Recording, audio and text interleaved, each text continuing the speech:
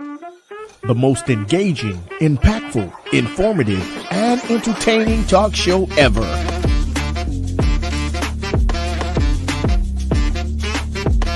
Get ready to hear the voices of many local, state, and national artists, musicians, comedians, pastors, athletes, and politicians.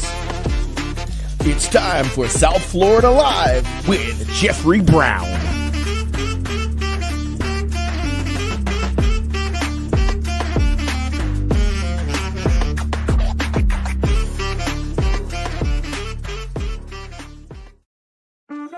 The most engaging, impactful, informative, and entertaining talk show ever.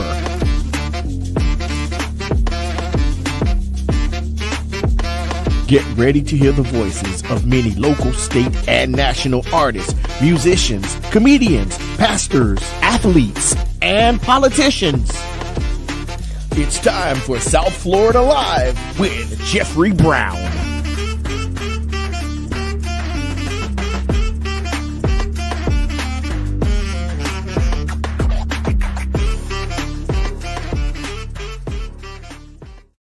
All right. Hey, good evening, everyone, and welcome to the South Florida Live podcast. I'm your host, Jeffrey Brown, and we always start our podcast off saying, this is the day that the Lord has made. We shall rejoice and be glad in it. Listen, I hope everyone today has experienced peace and blessings on today. Everybody's doing well.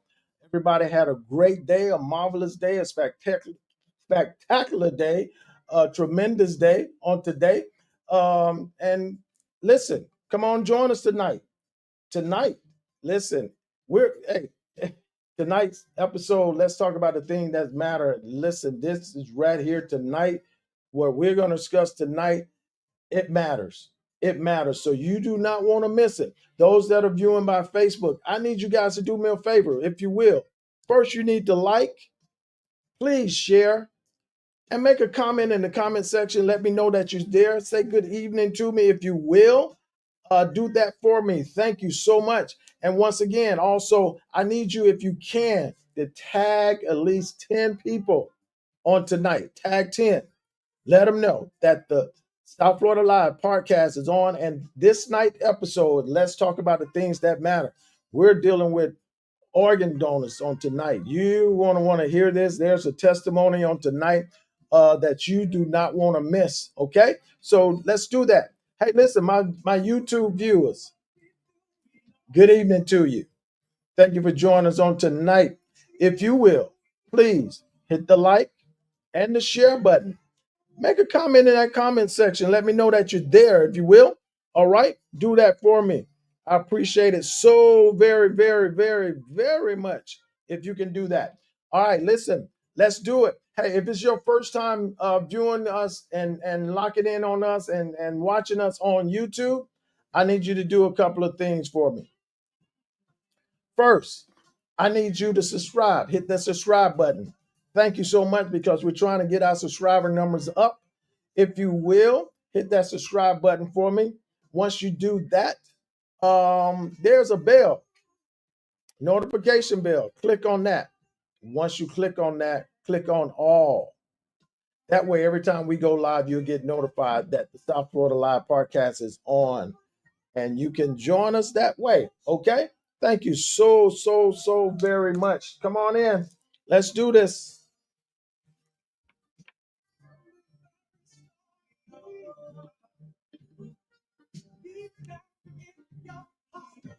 I appreciate those that's coming on. Let's go. Please share. Once again, like and share. We're going to get started real soon, because there's a lot. There's a lot we're going to talk about tonight. It's a lot of information. A lot of information that you want to be a part of on tonight. You do not want to miss it. It's going to help you. It's going to change your life on tonight. Your thoughts, your mind, how you see things, how you see about organ donors. I guarantee you tonight, you're going to see it a totally different light on tonight. So please join us. Let somebody know. Text a friend. Hit a neighbor. Hit your cousin. Somebody. And let them know the South Florida Live podcast is on, and we are uh, talking about the things that matter on tonight. It's a lot to talk about, y'all.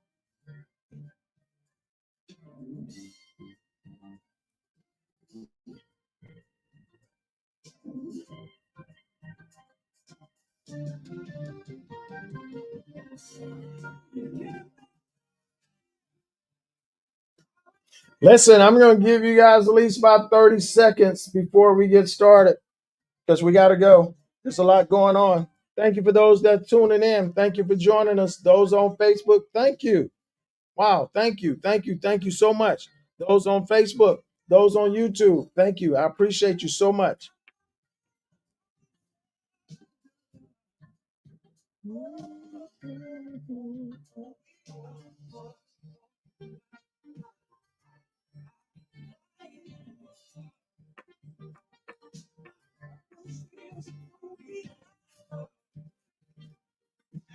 Miss Betty Brown, God bless you. Peace and blessings to you. Thank you for joining us on tonight.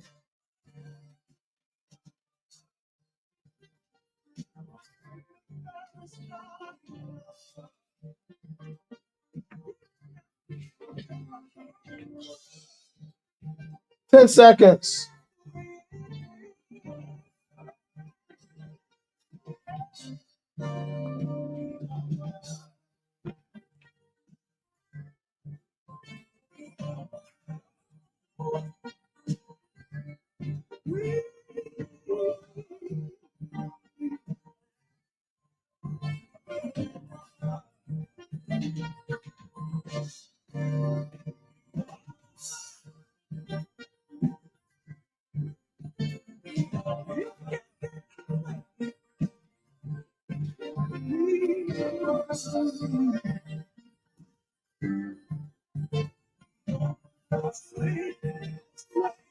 All right, all right, all right. Once again, thank you everyone that's joining us on this evening. Thank you so very much.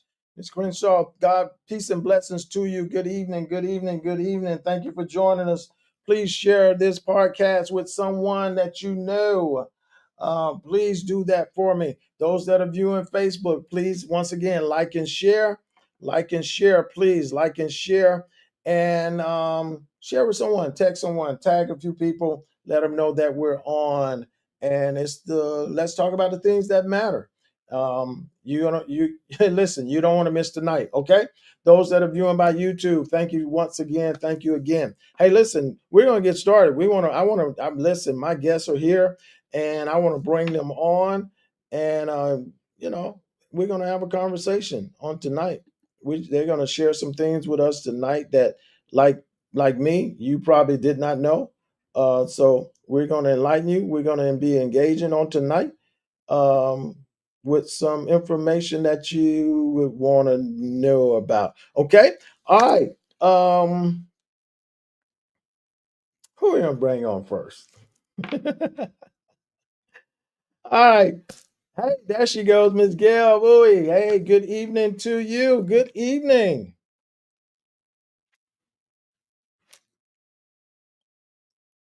Yes, unmute. Hit that mute button. Okay, there I am. There you go. There we go. Good evening. There we go. Good evening. Good evening. Welcome to the South Florida Live Podcast. Thank you so much for joining us on tonight. How are you doing? I'm great, and I'm happy to be a part of this tonight. And thank you for the invitation to be here. Thank you so much. I thank you for just enlightening me and touching me on that day. That's what this is all. This is what kicked this off. This lady right here, y'all, she gave her testimony a function that we were at, and she got me. She won me over. Okay, you guys going to hear a little bit from her tonight, and she's going to share tonight. Okay, but I just wanted to bring Ms. Gail on. Thank you so much, Ms. Gail. Appreciate you joining us. And we also have the lady, the one and only. Yes, it is. Ms. Melva Sanchez. Good evening, my dear. How are you this evening? Hi, thank you, Mr. Brown. Thank you so much for the opportunity in advance, and I'm so excited. And yes, Miss Gail is amazing. And Yes. wait till you hear her testimony. Yes. I know you did, but wait till the audience hears it. It's amazing. Thank you.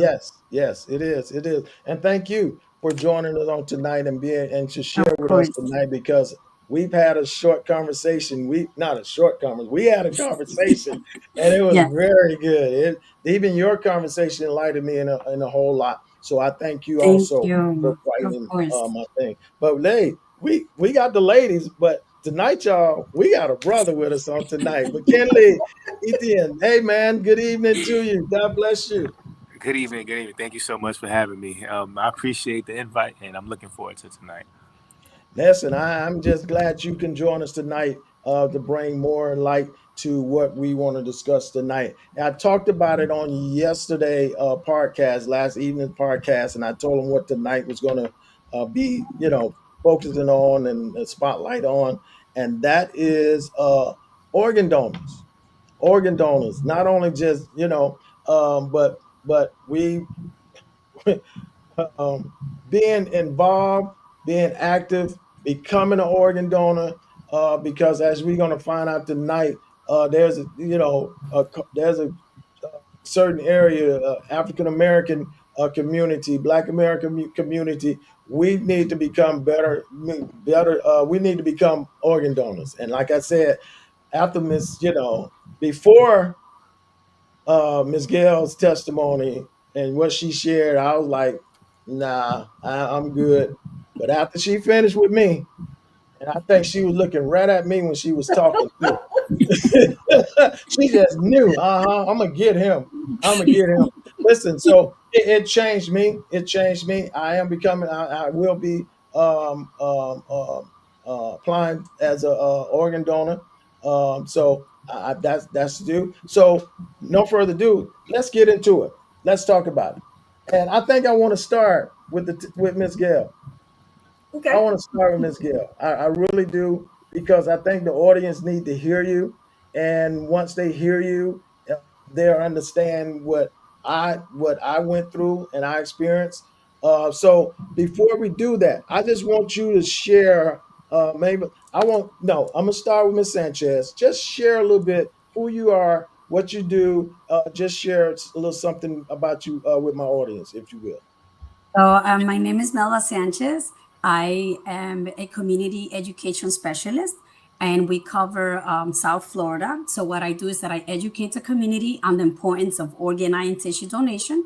And I've been working at Life Alliance for 10 years now. Oh And wow. yes, Okay. And she knows her. Listen, y'all. She knows her stuff. Trust me. nah, She a threw little bit. numbers at me the other day. I'm like, whoa, okay. She actually made me go search some stuff. So yeah, I Thank appreciate you. you. And we have my brother, man, our friend, new brother, to join us tonight. McKinley, Ethan. God bless you, man. Peace and blessings. Just share with my audience, man, a little something of who you are. Yeah. So again, thank you for having me. My name is McKinley Etienne. I also work for Life Alliance Organ Recovery Agency, going on 4 years, and I am also a community educational specialist. So that my main focus is going into the community, specifically Haitian Black American community, and spreading awareness to about organ donation. Oh, okay, cool. And that was going to be my question. And what's entailed in you guys where you are and the position that you are? What's entailed? What exactly do you do, Ms. Mavis? What is it that you just drive on as your focus at the where you are,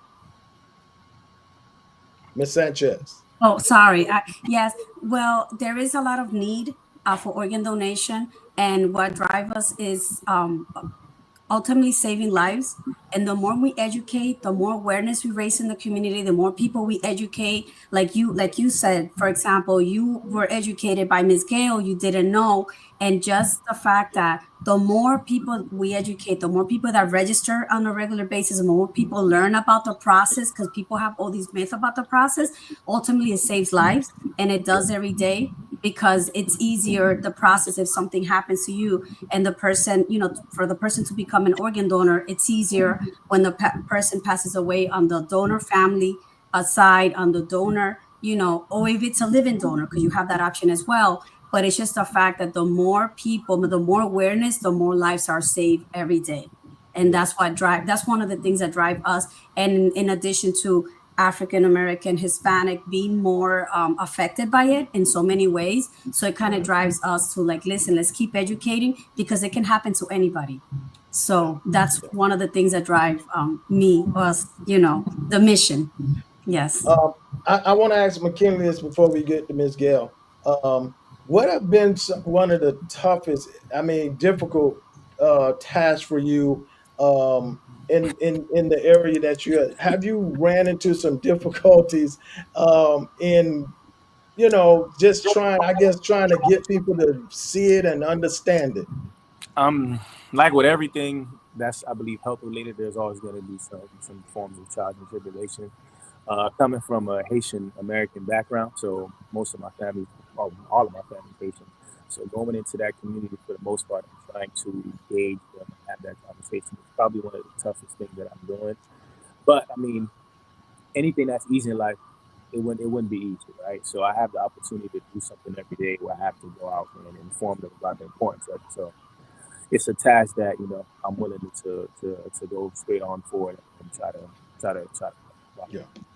Yeah, because I know there have to be sometimes a frustration when when you're out there and you're trying to get people to actually see it, get it, and they don't really want to grab it.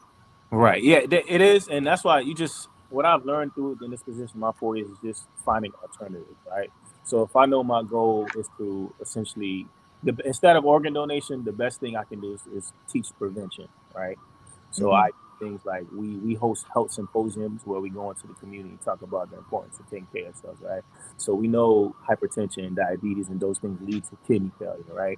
So instead of saying, okay, if you're afraid to talk about to accept organ donation, let me attack the prevention part so you don't even have to get to that point. So I try to do different methods to address the issue.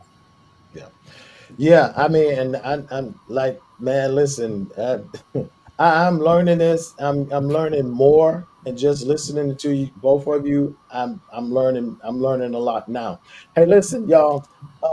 Those that are viewing, those that are watching Facebook, YouTube, listen. Turn up your volume. Make sure you can hear this very well, because who's this lady that's coming now? Miss Gail is coming, and she's going to share with us her journey, the journey that she took to receive her kidney, to have her kidney transplant. It's amazing. You listen, if you got your TV on, turn it down, because you want to hear this. I'm telling you, listen, y'all. I'm telling you, you really want to hear her speak on tonight. Ms. Gail, you shared it with some people that were at this event, and I heard you. Would you please, Ms. Gail, just share with my audience, my viewers, of your journey? Well, good evening again, and I am so blessed and honored to be here. My journey is really remarkable. Because I had no idea that had a genetic disorder that was going to cause my kidney to fail. And I'm going to back up and just share a little bit with you. I'm here in Fort Lauderdale, Lauderhill area, and I'm a nurse. I have a nursing degree. I worked as a nurse, as an executive, and my last job was with the University of Miami. And I ran that facility in Plantation. They have a cancer facility in Plantation. And being a nurse, you should always look at your labs, you look at your results. It's just ingrained in you because that's what we do for patients. And so you do it for yourself, where you're looking to see what your results are. And in 2020, I looked at my results because I also have rheumatoid arthritis. And so I was on infusions for that. And so I started seeing what they call GFR. And I'm not going to go through the full name of it, but it's one of the tests that it's in your blood work where they're looking at the function of your kidney. So I say that to tell you, those that are in the audience, always look at your results. That is the most important thing you could do. Don't allow yourself to get labs and wait for your physician to call. if necessary, you call your physician and ask your physician why is something in red, and you want an explanation for it. But for your kidneys, there are two particular blood tests that you get that will tell you if you have, if your kidneys are functioning properly. The GFR is one, and the other one is a test called creatinine. And the creatinine, you want to look at that to see if it's going up. And the GFR, you want to make sure, look at it and see if it's going down. And if any of those things are happening, something is going on with your kidneys. And then there's a urine test where they look for the protein in your urine. Urine should not have protein in it. So that's another test that you need to look at to see if there's anything going on. Now, as African Americans, we have some history that we face. We have a high rate of hypertension, and so we need to make sure that we know about that. And we also have a high rate of diabetes.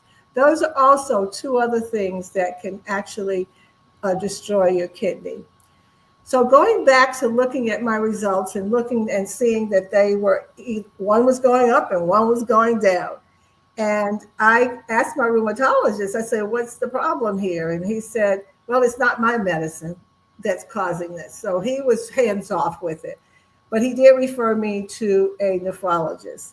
And the nephrologist started doing, that's a kidney doctor, and he started doing a lot of testing to see what was going on. He even did a biopsy of the kidney because he couldn't figure it out. After changing medications and adjusting things, he says, I'm at a loss. I just can't tell you what's going on. So I had the kidney biopsy. The kidney biopsy came back to something that I had never heard in my nursing career. It's called amyloidosis, and it's fibrogen amyloidosis.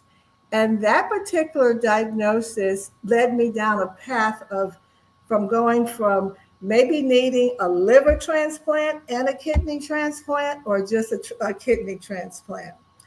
And by the grace of God, God put several different people in my life to help them figure out what was going on, because they initially thought I had multiple myeloma, and they were going down the path of going to treat me for multiple myeloma. However, I had a physician from who they referred me to, and that was his specialty. And after he did all of his lab work, he also did another biopsy. He did a bone marrow biopsy, and he determined something is not adding up. Something is just, I'm not comfortable with the diagnosis of multiple myeloma. So he sent my information to Mayo Clinic in Rochester, because at that time did not have the piece of equipment they needed to make a confirmed diagnosis. It came back with this diagnosis of amyloidosis, and it was a fibrogen, and it's the hereditary one.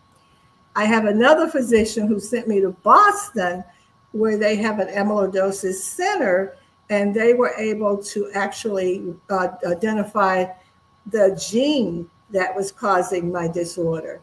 It's a gene that they said generally doesn't show up or activate until you're like 75 years old or over 70.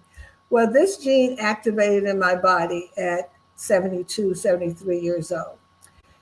And the recommendation again was to have a kidney and a liver transplant, because the fibrogen, or the fiber that was clogging up my kidney, actually comes through the liver and then to the kidney. And so it destroyed both of my kidneys.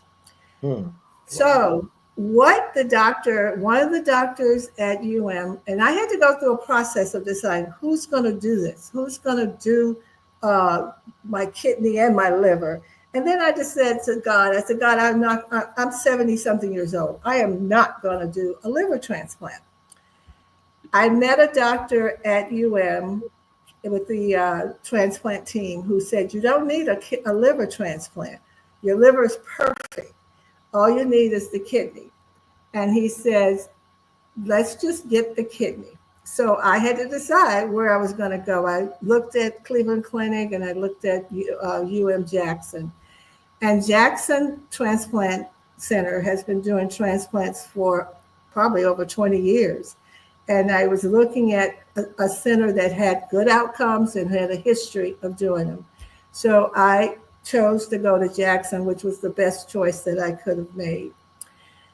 Okay, so now I go through the process of trying to figure out, am I going to be able to pass the test? This was in March of, well, it started in 2023.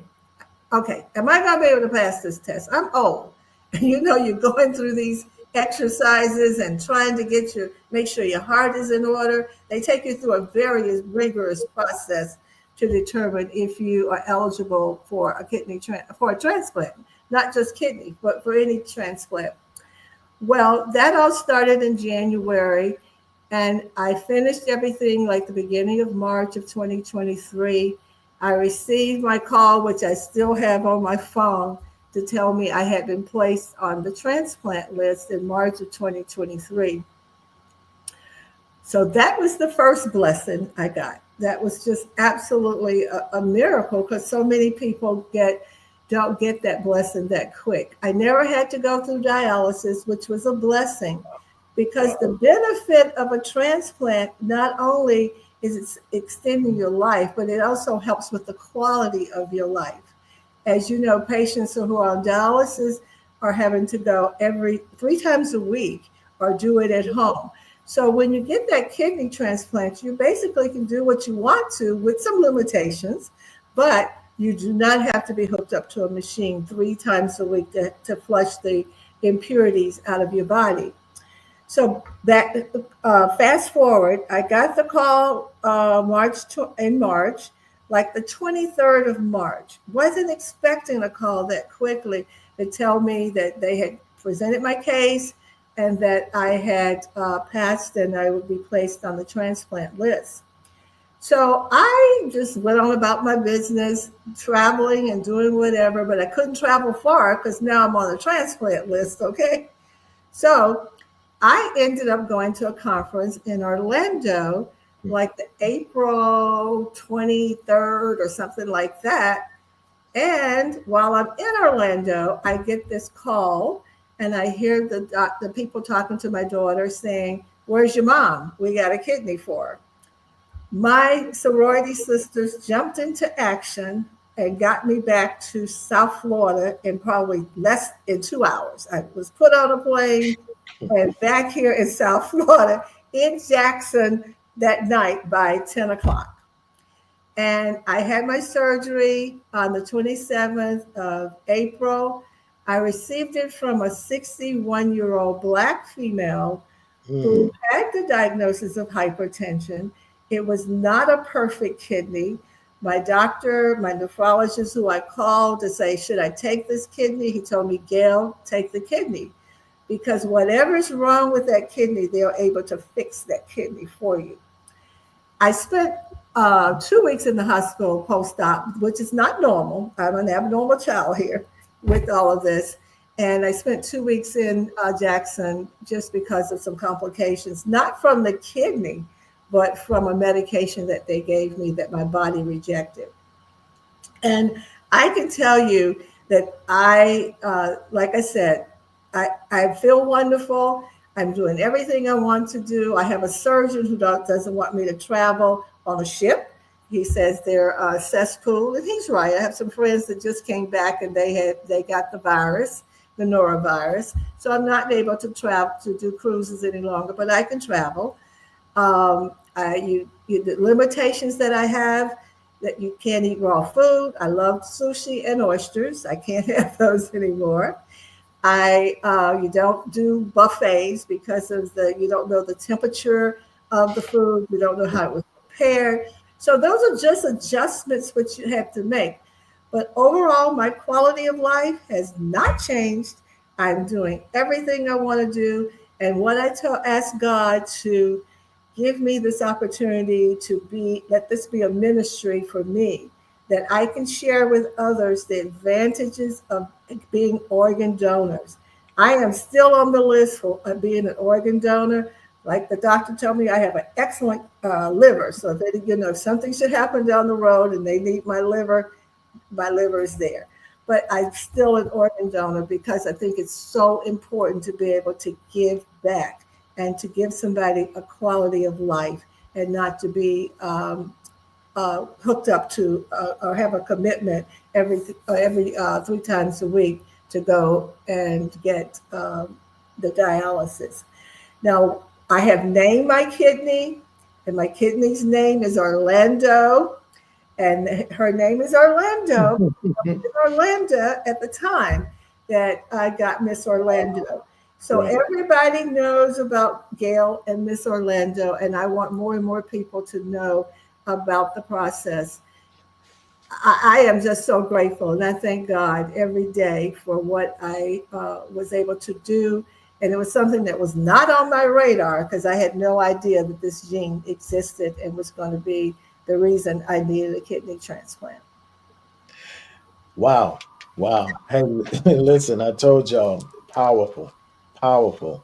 And that and what got me was, Miss Gail, that you didn't have to do any dialysis. None at all. None at And all. none at all. None at all. Yeah. Within a month, I had the kidney and none at all. And Right. I continued to always watch my numbers as I was going through the process, and I was very close to the point where I was going to may need dialysis. Yeah. But again, God stepped in, and that miracle happened, and I did not need to have the dialysis. Because that doesn't always work out for everybody. Not at all. They end up, not having to do dialysis. Because, like I say, a friend of mine, Cheryl Lacey, I remember her dialysis days, even before she received her first kidney. It was trying. Um, And one of I, the things the doctor, I'm sorry, that no, go ahead. mentioned to me when I got the kidney or when I was going through the process, he said the kidney that they gave me, he said, this kidney will outlive you. So, Mm, and mm, this was from a 61-year-old lady who had some issues with her kidney, but he said, this kidney will definitely outlive you. And the thing that anybody who gets a kidney have to be committed to understanding that you have to take care of your body the way they tell you to do it.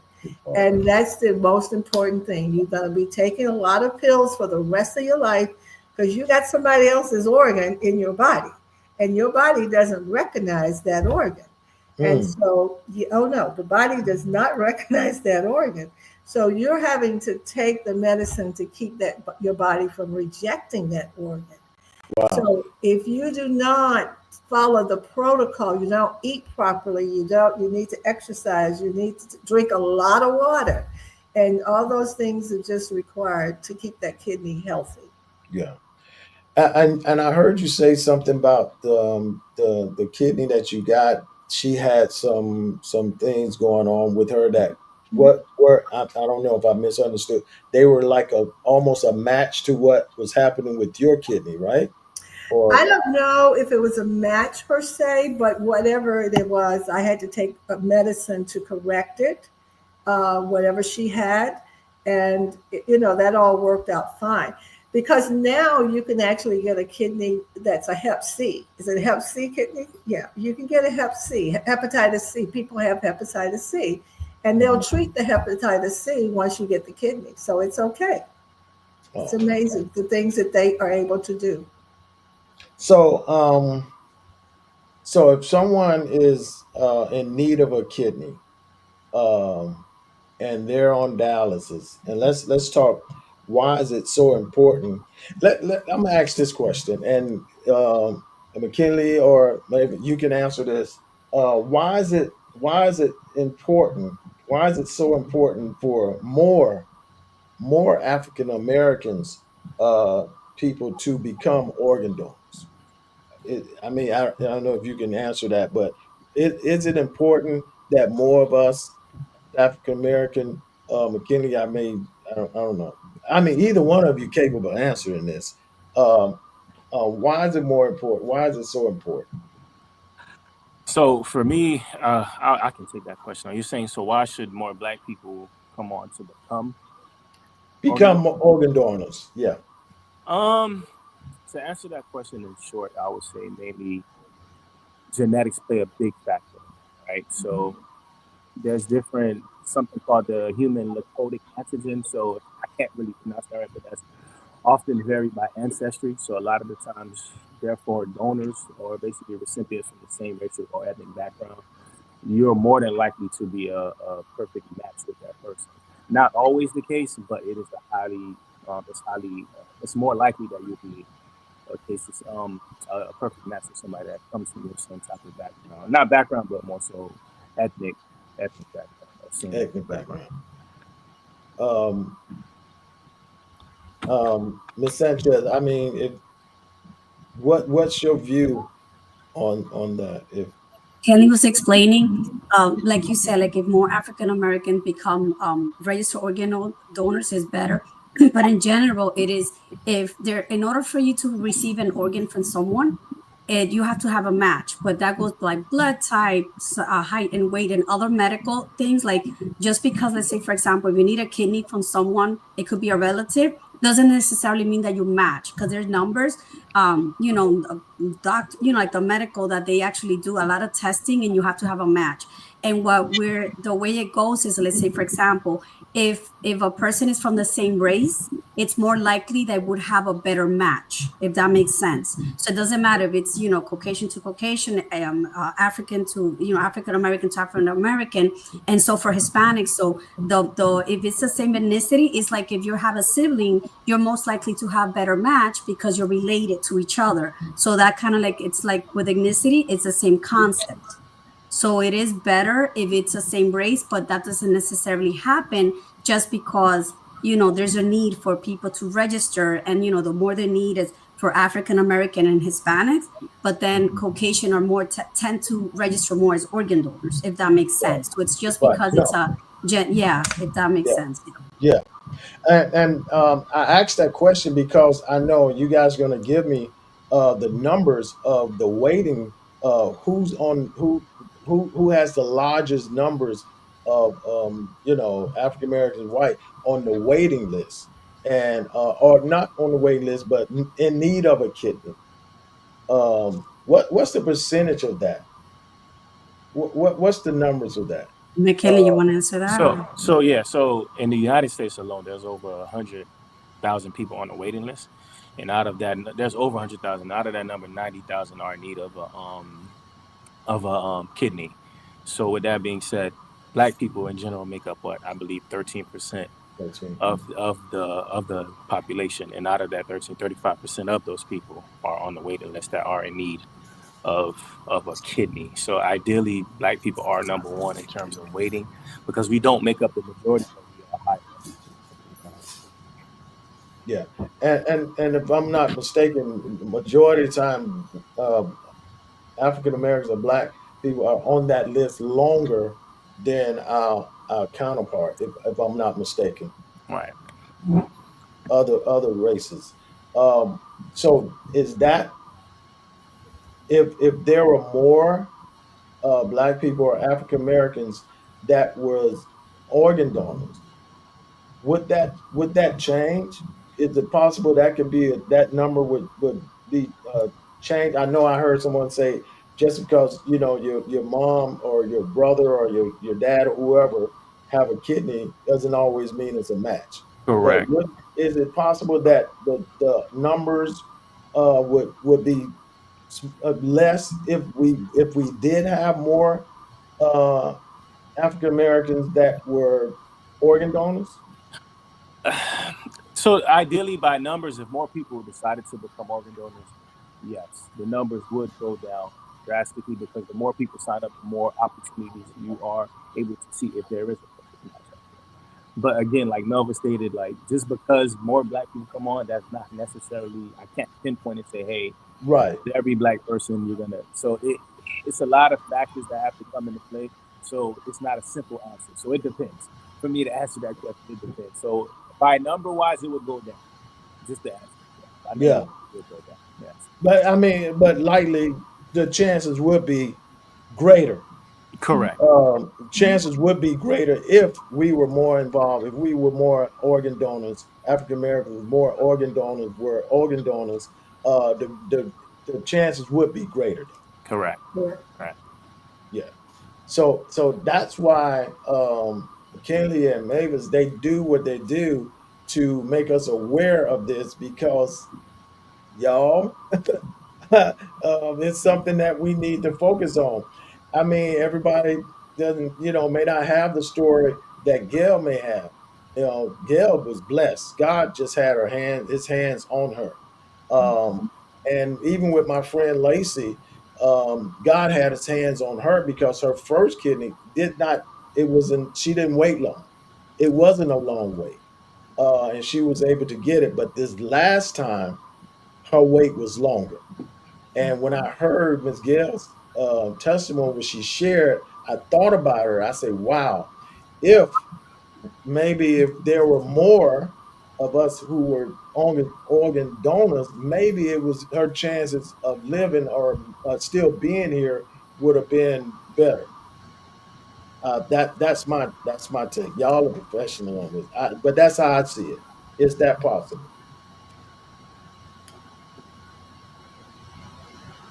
Um, so you know what? I saw something. Y'all can help me with this. Um, and I laughed when I saw it. Why is the left kidney? I don't know if y'all can answer that. Why is the left kidney better So what I transplant? When I saw that, I'm like, so okay, why the left got it left? so it's often the most preferred for transplantation because of the longer renal vein. So that provides easier surgical access to attachment.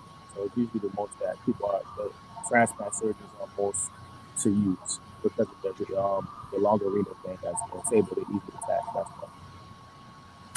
And mine was put on the my kidney was put on the right side. And one of the things that I didn't even know until I had the kidney transplant, that they don't take the other old ones out. They stay there, and they eventually just get smaller and smaller, and they don't function basically. So I did not even know that. I still have my kidneys, but they're not functioning. But I have Orlando, who is functioning. Okay. So Melva and McKinney, you guys can speak on this. We can start with Melva. Help me, because I had some of it. Help my audience, my viewers, kill some of the myth that's out there about organ donor. Okay, there's lots of first of all, just this is very simple. Just because you're a registered organ donor doesn't necessarily mean that you'll be able to donate, because it's a process. Right now in Florida, I believe the number is probably 34% is registered in the state of Florida. Only 1% is able to donate. And reason being is because in order for you to be an organ donor, you have to pass away in the hospital. You have to be connected to the machines. Two doctors from the hospital who are not connected to the transplant center have to declare the person either brain dead or cardiac arrest and so on. Then once the person passes away, there's nothing they can do. Then the hospital calls the transplant center. So there's a big myth, because people think that when you arrive to the hospital, the doctors are waiting to come and take your organs. First off, the doctors that take care of you in the hospital, they're not transplant doctors. That's not their specialty. And their job is to take care of you. And also, let's say, for example, if you pass away, car accident at home, or someone who's in hospice, for example, you did not pass away in the hospital, you're automatically disqualified to be an organ donor, because the organs have to be kept alive. So you have to be connected to the machine. So it's a long process. Also, a lot of people say, oh, the EMT, the firefighter, the nurse, they're not going to save me. When you get into a car accident and the EMT emergency rescue arrives, their job is to keep you alive. Their job is to take care of you. If you pass away at the scene of the accident, you cannot be an organ donor. You might be able to be a tissue donor, but not an organ donor. So, and again, when you get to the hospital, the transplant center does not know that someone has passed away until the hospital calls. And they call and say, we have a potential donor. And then from there, again, it's another process. Because then if you're a registered organ donor and you don't have it in a will, You don't put it on social media, sorry, and you don't have that conversation with your family and friends. When the transplant center approaches the family, and the family says no, we have to back away. So it's a even if you're a registered organ donor and it's a legal binding document, we still back away because we do have that conversation with the family. And if the family says no, just because it's your driver's license, we do not look at that. We have to check the state registry, which is donatelifeflorida.org. We do not check the driver's license. The driver's license is just a visual indicator. And also the hospital, the EMT, fire rescue, and all of the above, they do not have access to that registry list. Only the transplant center has access to that list. Wow. So those are some of the things that people are very scared. And so we kind of tell also nowadays, in order for you, if you register through the driver's license office or the tax collector, you do not have to have it printed on your driver's license. So that's something, that's some of the things that, yeah, so it's not even, you don't have to. So other words, for my audience that watching, so if I was to get in, I'm an organ donor. I'm just saying, and I was in a major car accident, and I died on the scene, and the paramedics came. My organ is not good. So that no, stuff we we cannot. see, so that stuff we see on the movies, John Q and all that stuff, that's foolishness. Yeah. No, because you see that and people just automatically assume that's how it goes down. That's how it works. Right. Now So, you just you're killed automatically disqualified to be an organ donor. you just killed that, because a lot of people think, okay, even though I may die, whatever, even at home, if I pass away at home and nobody was there and I've been there for say 8 hours, that's it. No. That my organ is, even though I'm an organ donor, my organ is no good Yes, because it has to keep it alive. that's correct. Yes. Wow. Wow. Okay. Wow. I mean, see, all those myths, it's myths out there. It's a lot. A I lot of mean, myths out a there. lot because of myths. A we lot of see myths. stuff on TV and whatnot, movies and that, and we automatically assume that's how it is. Because, like I said, I've seen John Q. I've seen other movies where people have gotten killed in a car accident, and they call, oh, a heart on the way, and that's not true. That's not accurate. Not at all. Yes, that's Wow. correct. Wow. And that's so important because, like I said, my kidney came from a 61-year-old who had indicated she wanted to be an organ donor. So I appreciate her family who honored her wishes, because, like Melva has said, that they could have said no. And so I thank them for saying yes. We're going to give the organs. Wow. Wow. Okay. Now, another question. We talked about it in the green room about the kidneys the expiration date. I know because I found this out. I don't laugh at Miss Gail, because I was teased when I found out from my friend. That's what I told. I said, "Oh, your kidney got an expiration date," and she was like, "Boy, it's just that some last longer than other ones." A lot of people don't know this. So if someone can explain that about the life, how alive or dead, whatever, um, organ uh, lasts longer. What's the life expectancy on those kidneys? So correct. So if you guys go on kidney.org, there's a lot of information that they spread awareness about organ donation as well. So there is usually a shelf life of, depending on how long. So deceased kidney donors usually can last 8 to 12 years, but again, everybody's different, right? And then you have living kidney donors that can last 15 to 20 years. So those are usually the average, but again, everyone is different, right? This past 2 weeks ago, I had the opportunity of meeting a guy by the name of George Trent, who's had his kidney for 50 years now, right? So everybody's body is different when it comes to receiving a kidney. So, but for the most part, they usually go by averages, 8 to 12 for deceased and for living donors, usually 15 to 20.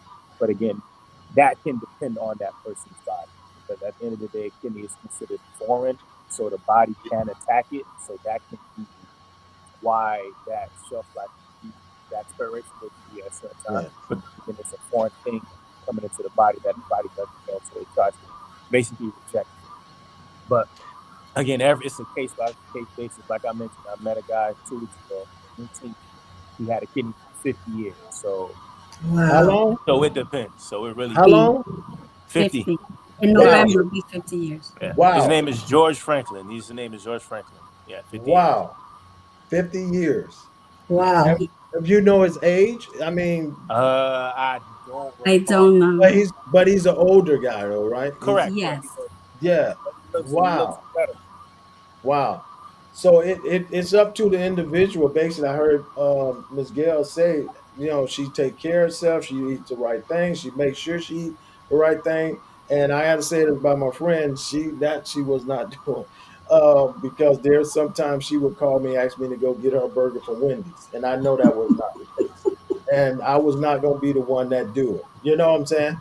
So it depends on the individual how well they take care of their body and take care of their kidney. It's a numerous amount of factors. It's not just those things. So again, I can't just pinpoint and say it's just because of these two. Because again, it's the body and how the body reacts to that foreign component.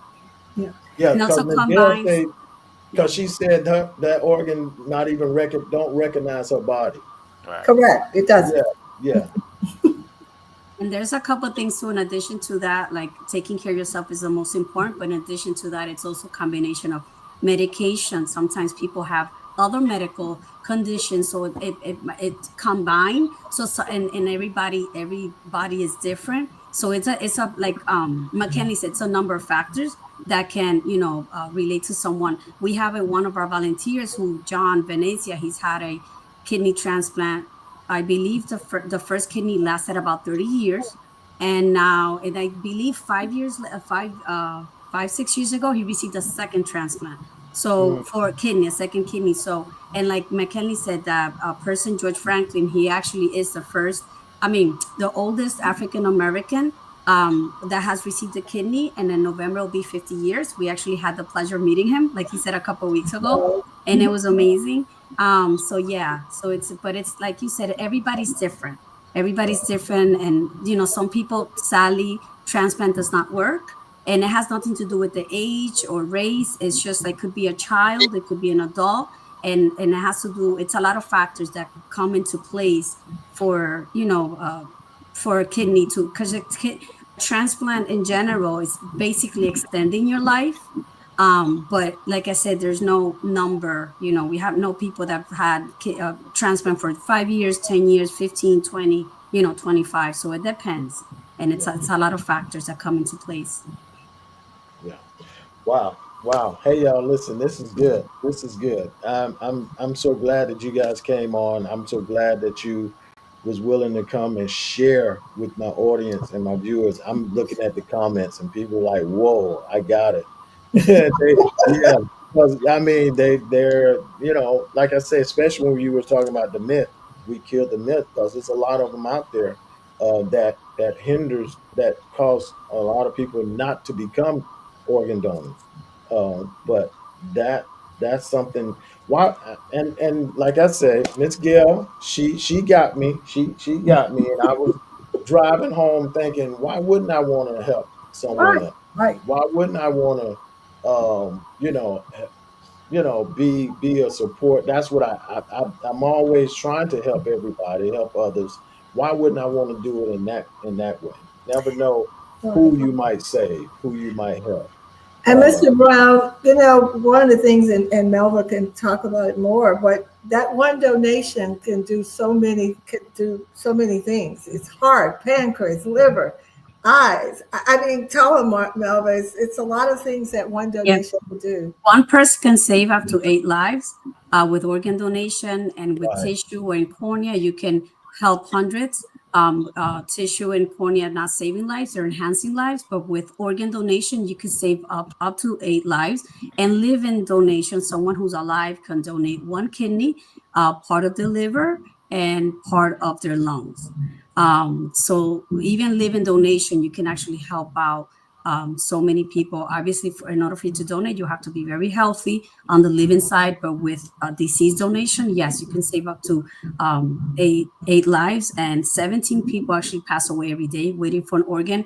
And every 10 minutes, someone is added to the list in the U.S. So this is why we encourage people individuals to register, think about it, have that conversation, because it does potentially save lives.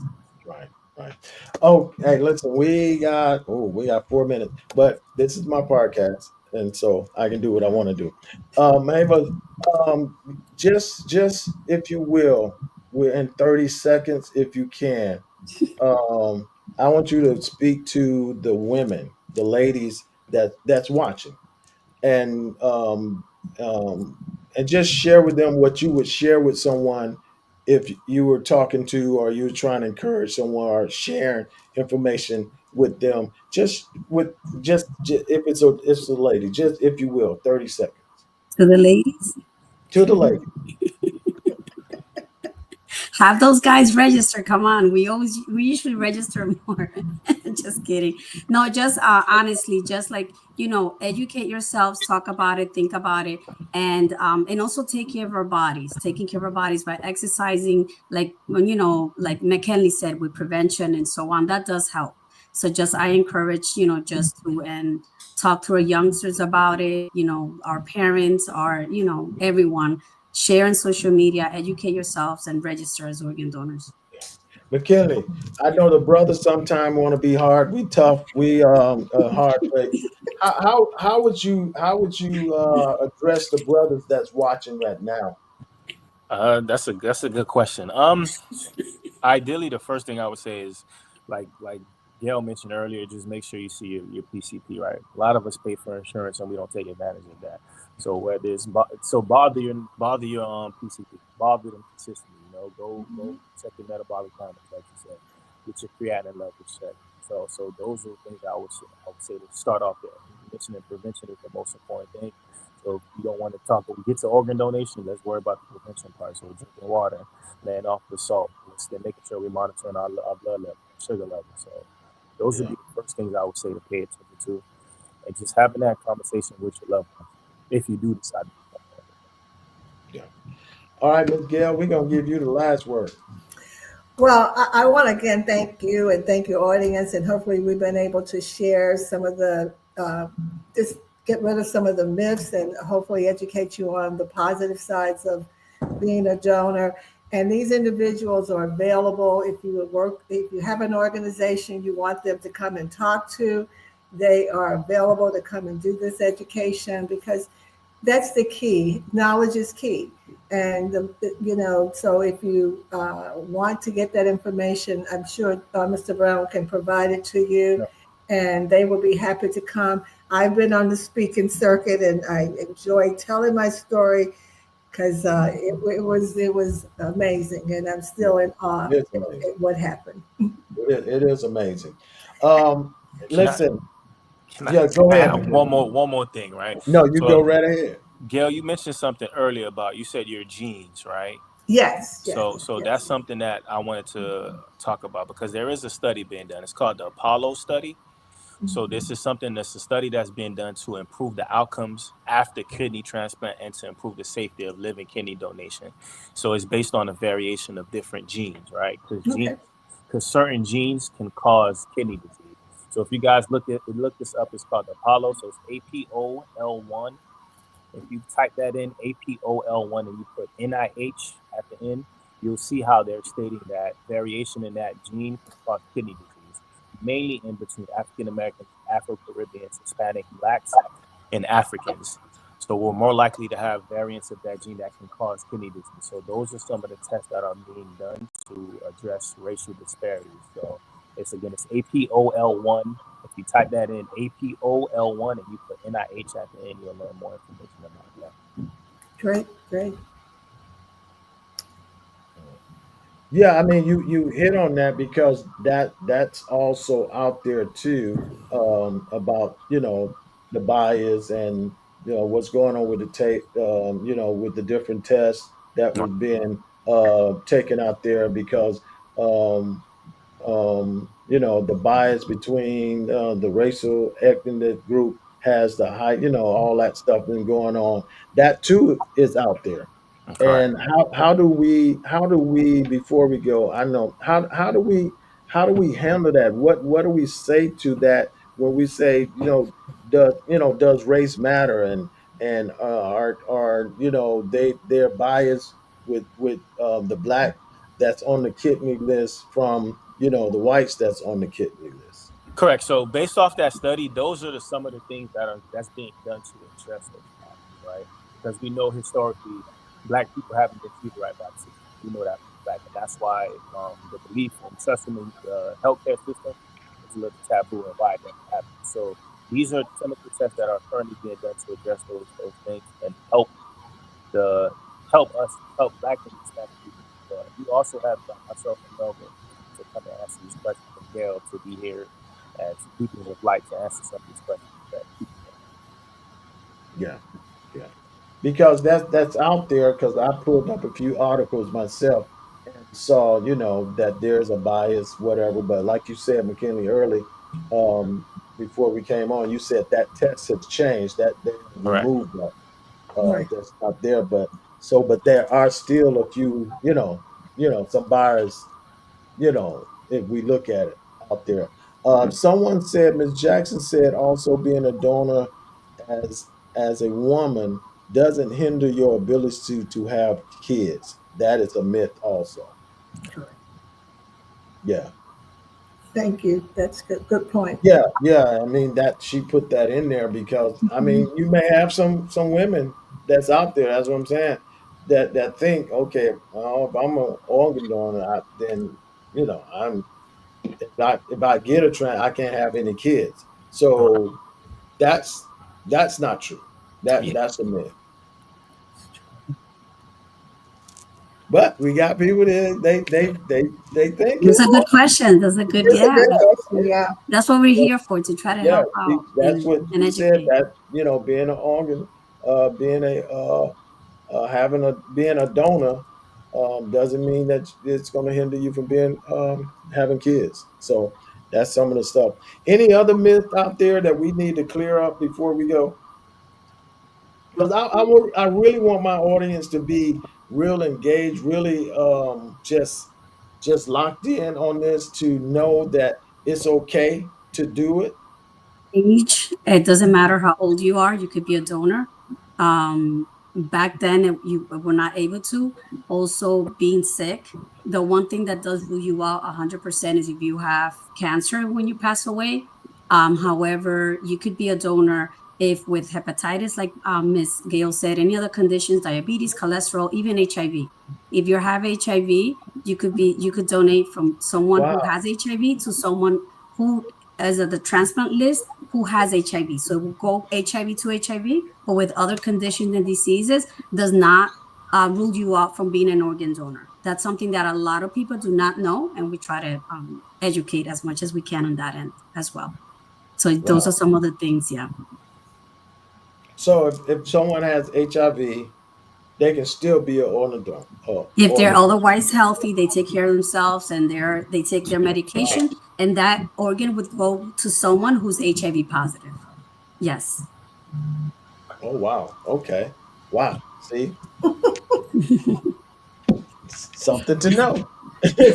So hey, Yeah. listen, audience. I hope you guys. I hear it in the. I see it in the comments that very informative. Great live. This Miss Isabel is saying awesome, great live. You guys are great. Thank you so much, everyone that's been viewing. Thank you so much. I hope you wrote this stuff down, not just for yourself, but share with someone else. You can have this conversation with people that you're surrounded, your friends, your neighbors, your aunt, your cousin, your nephew, your even your children. Have this conversation with them to help them understand that it's not a bad thing. to be a organ donor because I'm one. I raised my hand. I was, I'm like, no, that's okay. I'm keeping all my stuff. No, but after Miss Gail was finished with me that day, I was going home thinking, you selfish. You're very selfish not to be willing to want to help someone if you're able to, because that's what we're supposed to do in this world, try and help each other, help everyone out if we can. So once again, Ms. Gail, thank you for reaching me and opening my eyes on that day. I appreciate you so much You're for so doing that. welcome. You're so Ms. welcome. Sanchez, thank you for joining us. Thank you for your information. Thank you for just sharing with us. McKinley, thank you, man, for joining us and being with us on tonight. Listen, y'all, this won't be their last time, hopefully. No. I told them they're stuck with me. This is going to be my drive with Miss Gail. Anything I can do, how I can put the word out, I can be a support. I'm willing to do it. I told Ms. Sanchez the same thing. Anything that they are doing, send me the information, and I'm gonna make sure that it goes on live here. They'll just keep the conversation going, and that's just where I am. I just want to keep this conversation going. I don't want it to die tonight.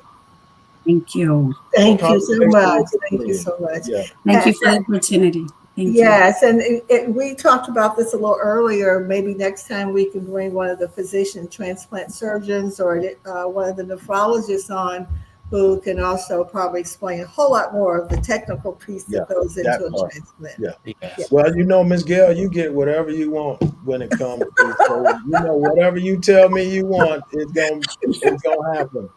Well, thank you. I told you these Thursday nights are set for Miss Gail. She's available, whoever's available. And she say, call me or text me and say, Jeff, listen, I want to bring and have a conversation. Okay, Miss Gail, do it. We'll do it. We'll do it. The same thing with Ms. Sanchez, McKinley, the same thing. These doors are open. My platform is open to you.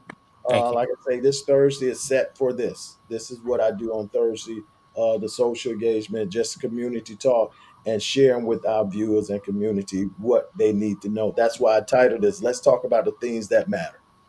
Thank you so much. Thank you so much. No, thank you. I appreciate you guys. We are stuck together. We are family. So until the next time, thank you once again. Peace and blessings to everybody. Peace and blessings. Yes. Thank you. Hey, y'all, listen, you've been logged into the South Florida Live podcast. I told y'all tonight was going to be awesome. Nice. We're going to be a powerful, engaging, informative, and all the above. And I didn't steer you wrong. Once again, thank you to Ms. Gail. Thank you to McKinley. Thank you to Melva. Thank you so very, very, very, very much. They were fantastic, and I appreciate them. Yeah, we need to stay informed. We will, like I say, this conversation will continue on this podcast. It would not die. We're going to keep it going as long as I can. All right. Once again, thank you. Thank you. Thank you for everybody that's been watching. Thank you for viewing, and thank you for being with us. Thank you for your comments. I appreciate you. Hey, listen, I love y'all. That's an action word. Nothing you can do about it, but love me back. Okay. And I always say, hey, listen, I'll pray for you. Y'all pray for me, and let's watch God change things. All right? Be blessed. Email your idea for show topics to the South Florida Live Show at gmail.com. Thank you for tuning in to South Florida Live with your host, Jeffrey Brown.